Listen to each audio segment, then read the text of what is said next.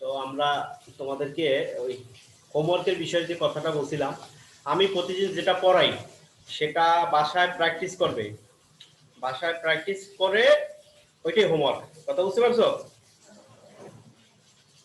এবং কালকে আমি বলতে চেয়েছিলাম তোমরা বাসায় একটা ফর্মাল লেটার শিখবে। তোমরা বাসায় বসে কি কোনো ফর্মাল লেটার শিখছো এই যাবত? হ্যালো সাদিয়া, কথা বলো। তোমরা কি কোনো ফর্মাল লেটার শিখছো এই যাবত? হ্যালো।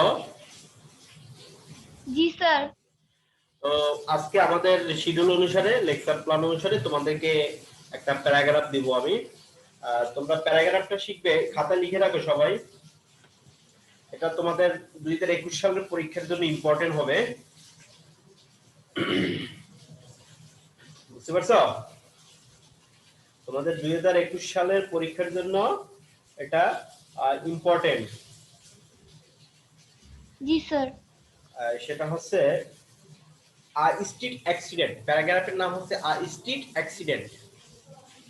এই প্যারাগ্রাফটা বাসায় ভালোভাবে শিখবে, ঠিক আছে? Okay sir.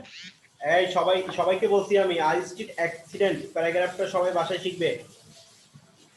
Road accident. হ্যাঁ, road accident. Street accident means road accident. তবে তোমরা এখন এসএসসি পরীক্ষার্থী না, তো তোমরা একটু ভালোভাবে শিখবে, মানে একটু বড় করে লেখার চেষ্টা করবে। আগে 1 পেজ লিখতে, 1.5 পেজ লিখতে পারবে না, মিনিমাম 2.5 পেজ লিখবে, ঠিক আছে? মিনিমাম কয় পেজ লিখবে?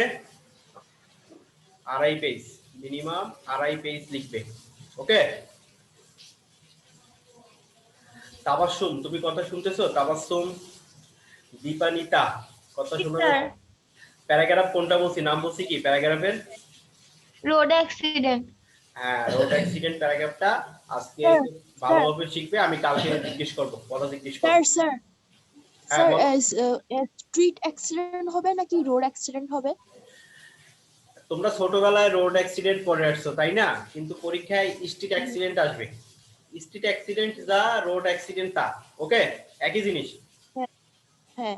মানে স্ট্রিটের সিমিলার ওয়ার্ড হচ্ছে রোড, রোডের সিমিলার ওয়ার্ড হচ্ছে স্ট্রিট, স্ট্রিট। ঠিক আছে?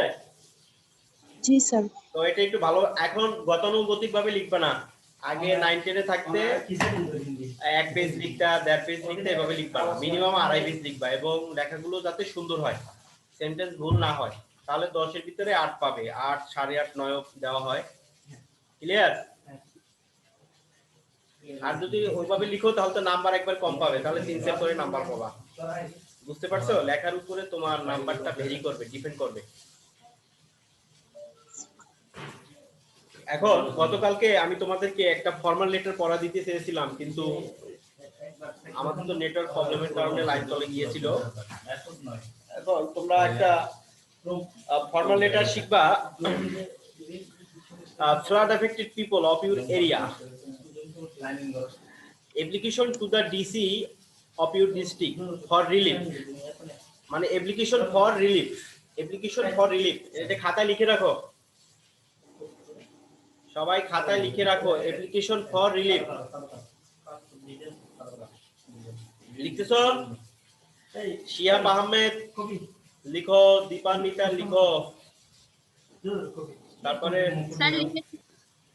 কি বলছি, application to the DC for relief for the flood affected people. যেমন বাংলাদেশে আজকে বৃষ্টি হয়েছে, সারা বাংলাদেশে, বাংলাদেশে এখন বন্যার সৃষ্টি হয়ে যাবে, ঠিক আছে? বিশেষ করে উত্তর অঞ্চলে যেখানে পানি নিষ্কাশনের ব্যবস্থা নেই, ঠিক আছে? তো application to the DC for relief for the flood affected people লিখছো? Yes sir.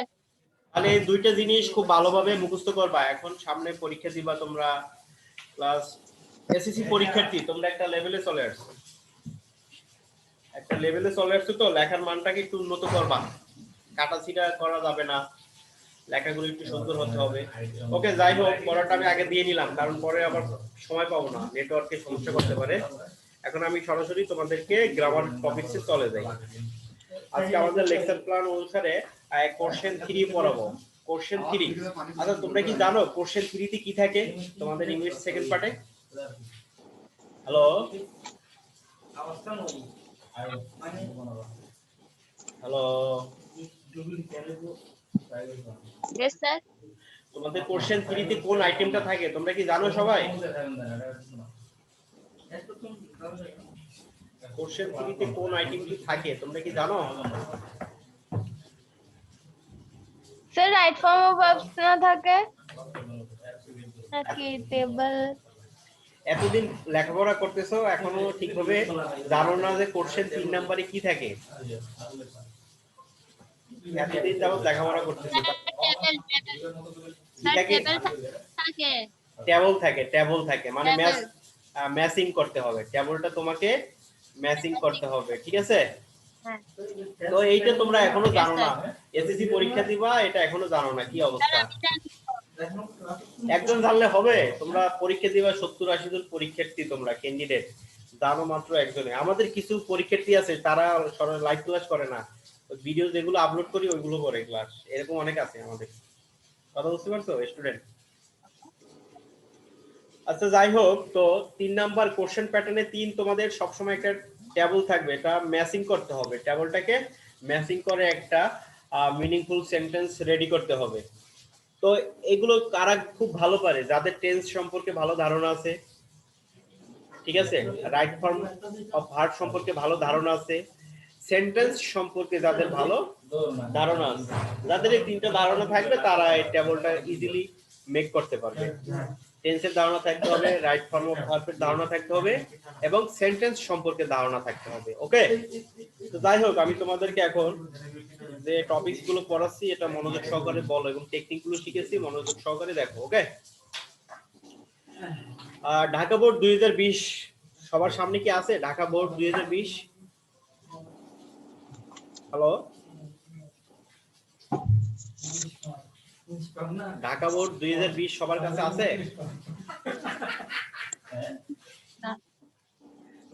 আচ্ছা না থাকলে তার কিছু করার নাই তোমরা শুনো এবং লিখো আমি তোমাদেরকে বলতেছি তোমরা ভাবে লিখবা আমাদের প্রথম পার্টে Sir, আছে আপনি screenshot দিয়ে দেন।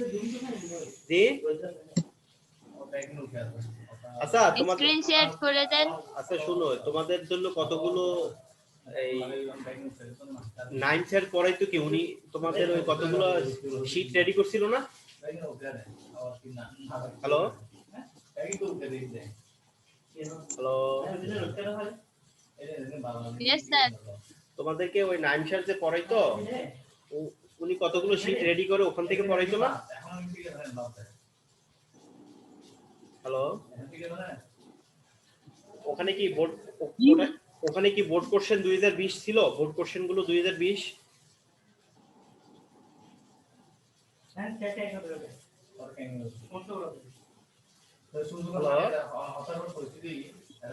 বোর্ড কোশ্চেন 2020 ছিল ওখানে মেবি থাকবে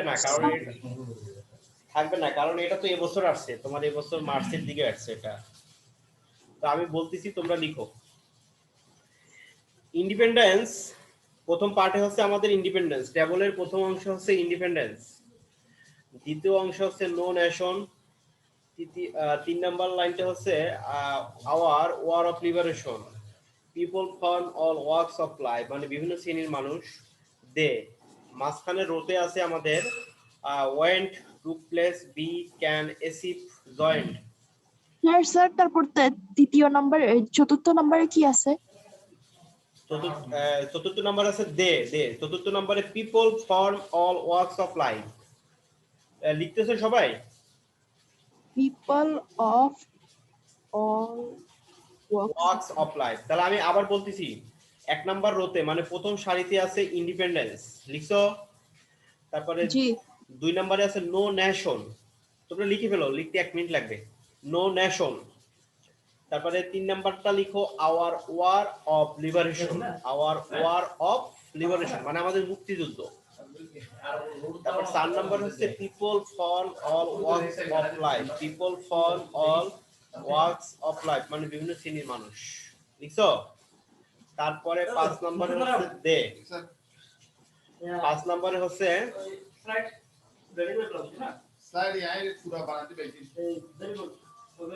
স্লাইডিং দিনে ক্লাস লং দেখুন না না আরে কিছু অ্যাড করি 5 নাম্বার হচ্ছে দে লিখছো আই সাই এর জি স্যার তারপরে মাঝখানে রোটা এটা মাঝখানে যে রোটা থাকবে রো তো তিনটা থাকে স্লাইড করে লিখো ওয়েন প্রথমে লিখো ওয়েন স্লাইডিং বানাই মনে না প্রথমে কি লিখবো ওয়েন ওয়েন গোয়ের পাস্ট ফর্ম ওয়েন স্যার কিছু অ্যাড করি ওয়েন লিখো ওয়েন ইন ইন অ্যাপ পুরো বাদ দিতে লিখছো স্যার ওয়েট হ্যাঁ ওয়েন চলে গেল মামা সাদিয়া লিখতেছো সাদিয়া মানে শুনি মানে নেই চলে এত সাদিয়া লিখতেছো আর ওই শীতের সময় কি Wait. করতে তারপর লিখো টু প্লেস ক্লাস শীতের সময় তো শীত তারপরে লিখো টু প্লেস না তারপর আগে ইন ডিটেশনে কি আগে টিচার করতাম হ্যাঁ শীতের সময় কি কবিতা করবে তারপর লিখো টু প্লেস তারপর লিখো V B E V V verb যেটা বলি আমরা ভি ভার্ব না সেই V B E V V verb বলতে সাধারণত কাকে কাকে তারপর এটা কি স্যার am is আর was আর কতটুকু লিখছো when took place লিখছো when took place তারপর বি লিখছো বি তারপর লিখো ক্যান এসিভ তারপরে লিখো can achieve A C H I E V V E achieve can এসিভ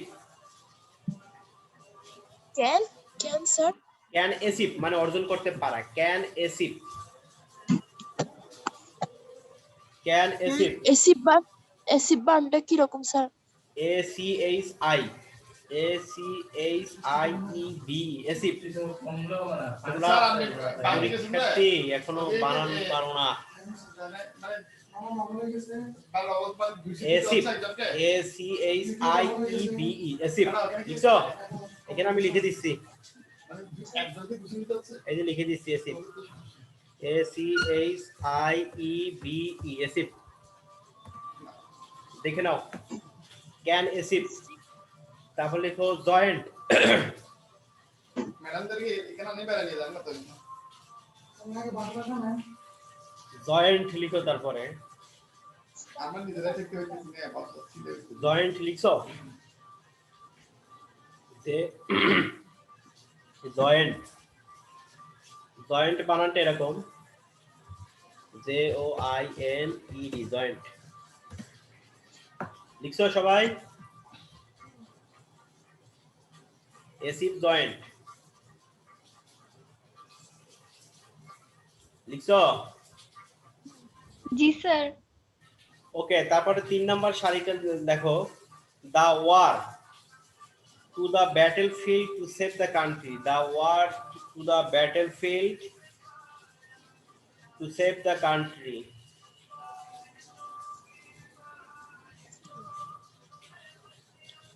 eat without struggle eat without struggle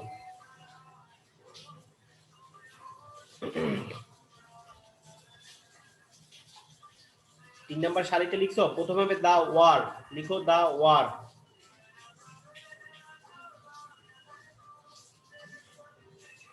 লিখছো দা ওয়ার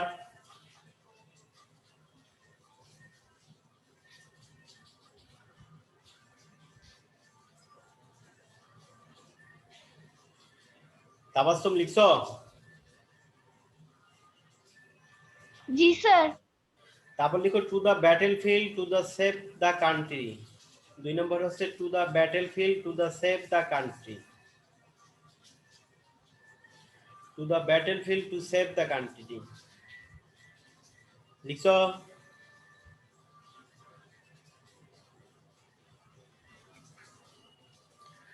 তারপর লিখো eat without struggle eat without struggle তারপর লিখো ইট উইথাউট স্ট্রাগল শিহাব লিখতেছো Shihab Ahmed Yes, sir. Eat without struggle লিখছো তারপর লিখো in 1971 1971 সালে মানে আজকের এই টেবলটা বা ম্যাচিংটা হচ্ছে আমাদের স্বাধীনতা যুদ্ধ নিয়ে আমাদের মুক্তিযুদ্ধ নিয়ে ওকে ইট উইথাউট স্ট্রাগল তারপর লিখো ইন 1971 1971 সাল ইন 1971 লিখছো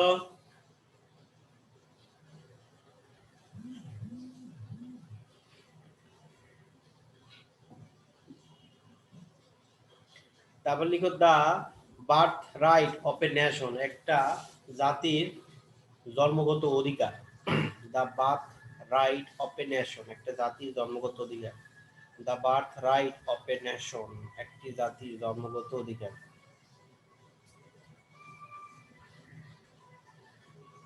লিখছো?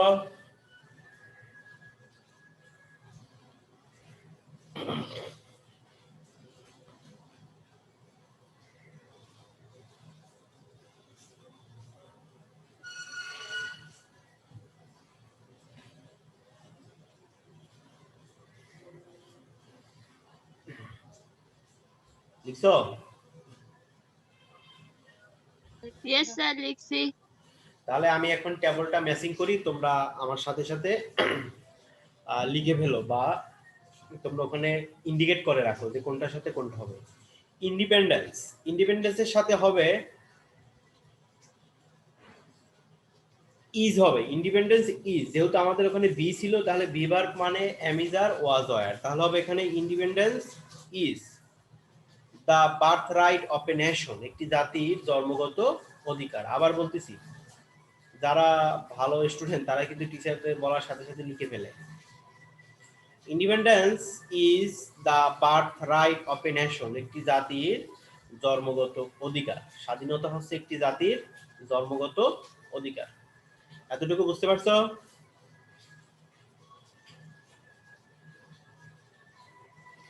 তারপরে 2 নম্বরটা দেখো।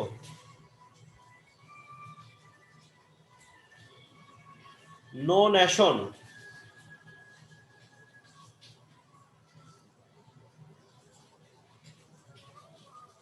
নো নেশন লিখছো? নো নেশন, কোন জাতি ইজ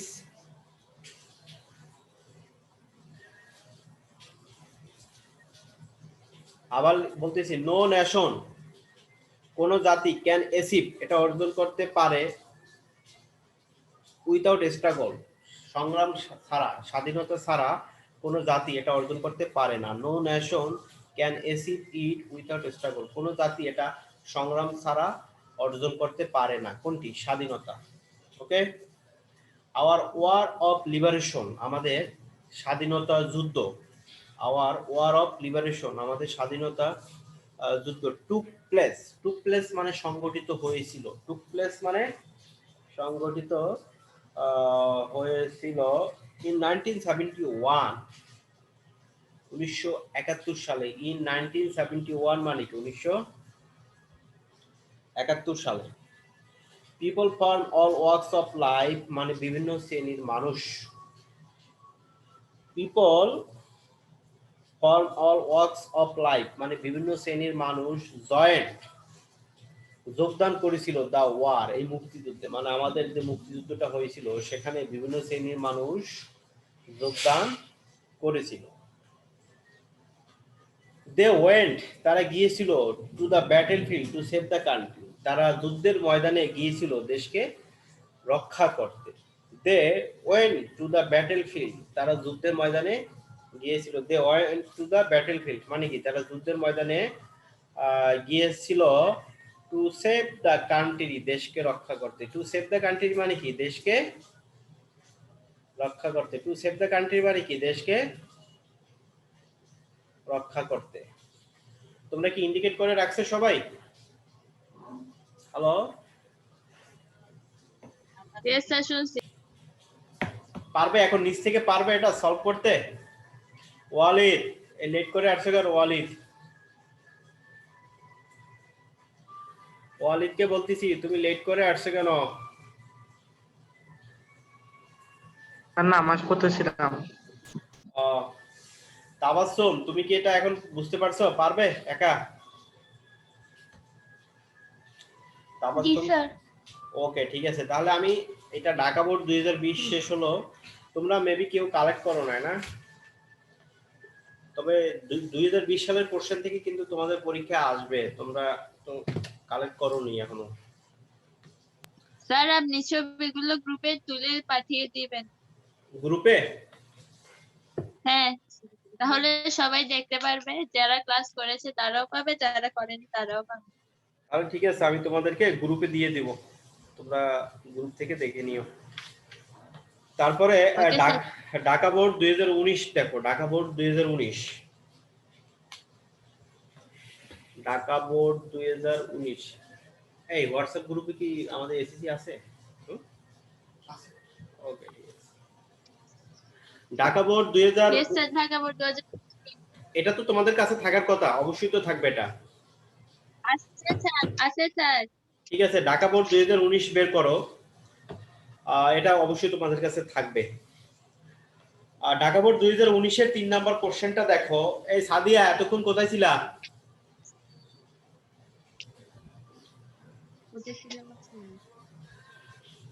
স্যার ওটা আমি পারবো। ঢাকা বোর্ড 2019, ওকে ঠিক আছে। Yes, স্যার পুরোটাই পারবো। ওকে ঠিক আছে, পারলে তো ভালো।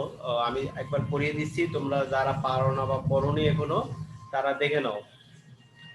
প্রথমে আছে আমাদের ক্যারেক্টার, তারপরে 2 নাম্বার আছে ইট, 3 নাম্বার ইট অলসো, 4 নাম্বার হচ্ছে character of a person, 5 number হচ্ছে এভরিবডি। তাহলে এই প্রথমের যে সারিটা থাকবে, প্রথম সারিটা হচ্ছে কি আমার subject.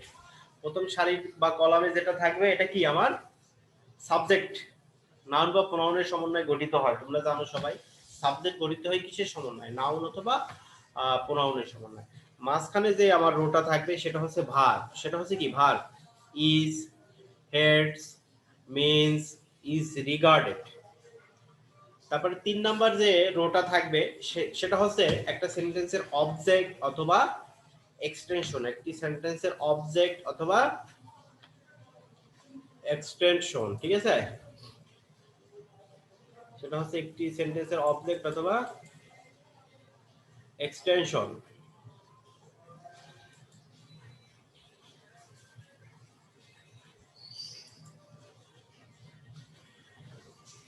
A man without character as the crown of life, psychological or ethical nature, the combination of some good qualities, the combination of some good qualities, mental or moral qualities of a person, mental or moral qualities of a person। তাহলে আমি matching করে দিচ্ছি, তোমরা মিলিয়ে নাও। ক্যারেক্টারের সাথে হবে is, character is regarded, মানে ক্যারেক্টারকে বিবেচনা করা হয় as the crown of life, মানে মানুষের জীবনের মুকুট হিসেবে ক্যারেক্টারকে বিবেচনা করা হয়। ক্যারেক্টার ইজ রিগার্ডেড, ক্যারেক্টারকে বিবেচনা করা হয় as the crown of life, জীবনের মুকুট হিসেবে। It is, it is the combination of good quality, এটা হচ্ছে কতগুলো ভালো গুণের সমন্বয়ে গঠিত। তাহলে আমাদের এই ক্যারেক্টারটা হচ্ছে the combination of good qualities, কতগুলো ভালো গুণাবলীর সমন্বয়ে গঠিত। It also, it also means, এটা আরেকটি অর্থ হচ্ছে psychological or ethical nature. It also means, এটা আরেকটি অর্থ হচ্ছে কি সাইকোলজিক্যাল আর ethical nature. Character of a person, একটা মানুষের চরিত্র, ইজ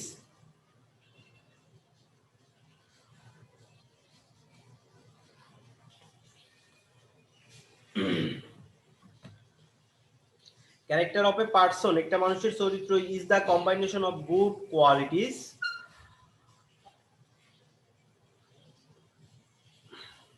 এভরিবডি হেটস, প্রত্যেকে ঘৃণা করে, আ ম্যান উইথাউট ক্যারেক্টার, একটি মানুষকে যার কোনো চরিত্র নেই, মানে চরিত্রহীন ব্যক্তিকে সবাই ঘৃণা করে। ওকে,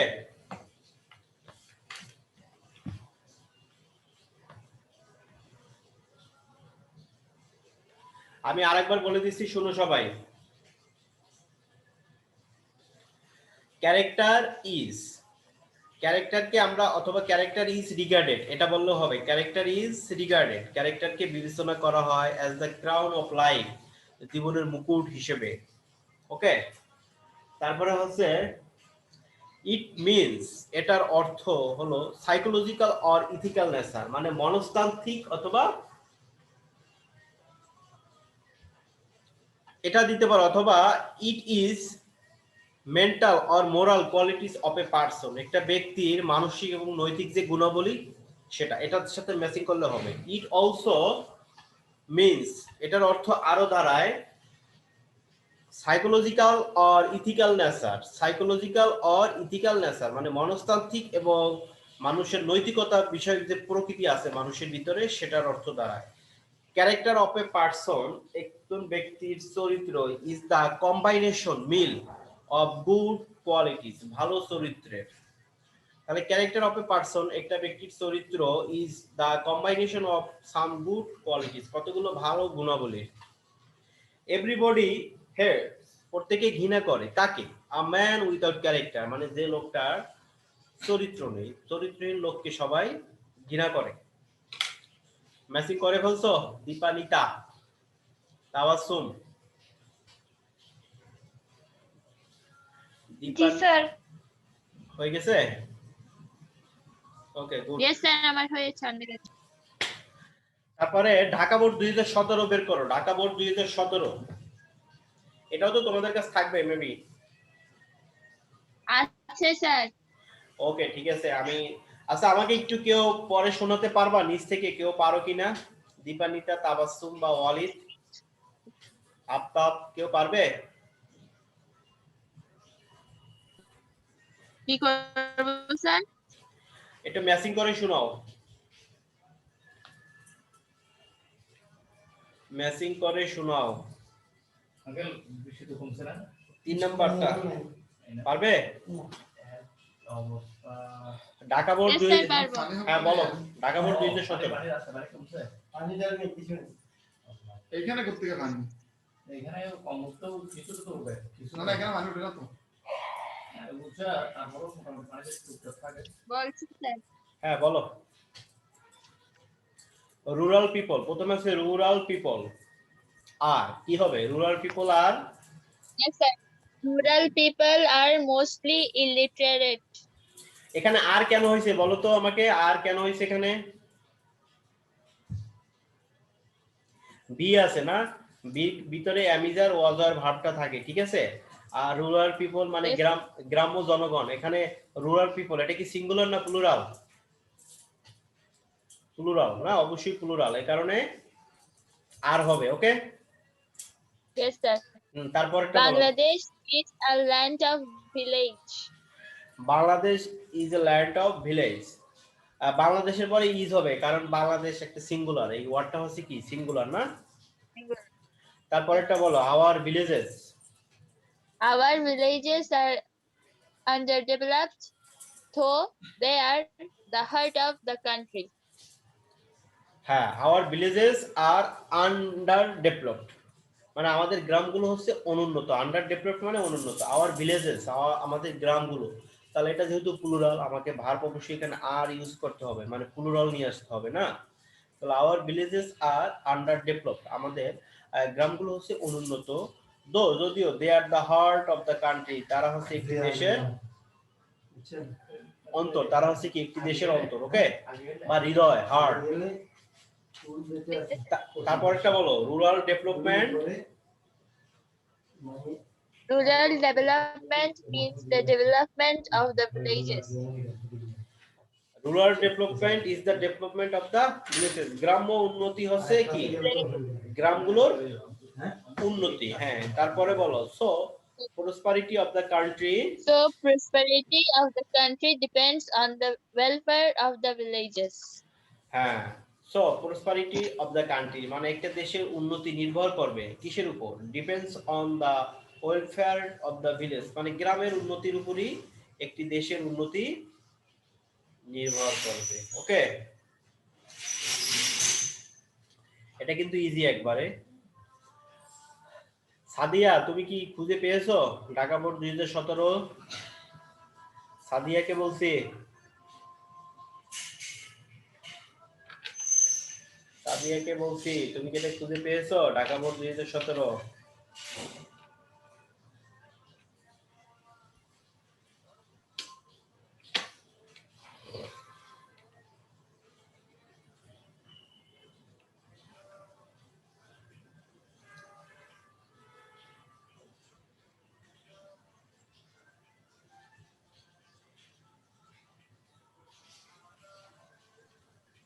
স্যার সাদিয়া নেই। সাদিয়া চলে গেছে। তাবাসসুম, তাবাসসুম এটা পারবে? Tabassum, Walid,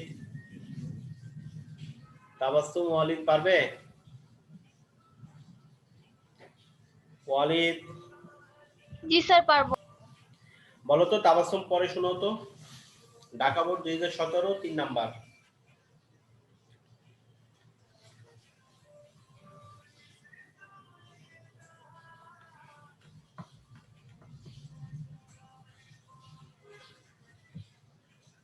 Dhaka board 2017 3 number.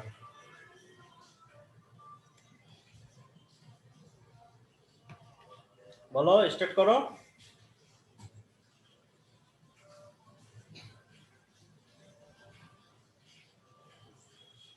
পারবে না?